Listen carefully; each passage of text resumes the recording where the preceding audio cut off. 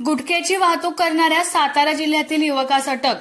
Police निरीक्षक धनंजय फडतरे यांच्या मार्गदर्शनाखाली विटा पोलिसांची धडाकेबाज कारवाई।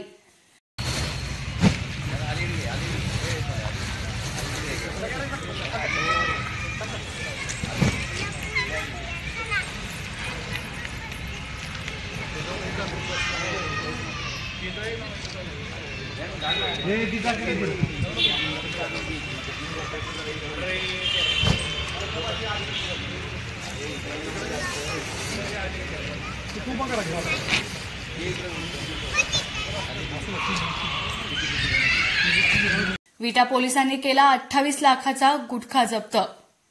विजापूर गुहागर महामार्गावरील खानापूर तालुक्यातील हिवरे गावच्या हद्दीत आज दुपारी 1 वाजण्याच्या सुमारास गुटखा वाहतूक करणारी एक पिकअप गाडी विटा पोलिसांनी रंगेहात पकडली। या प्रकरणी ऋषिकेश चंद्रकांत कदम वय वर्ष 25 राहणार दरुज तालुका खटाव जिल्हा सातारा यास अटक केली आहे। त्याच्याकडून केसरयुक्त विमल पान मसाला, गुटखा व तंबाखूच्या 57 गोण्या आणि पिकअप गाडी असा एकूण 28,36,000 रुपये किमतीचा मुद्देमाल जप्त करण्यात आला असल्याचं पोलीस निरीक्षक धनंजय फडतरे यांनी सांगितलं।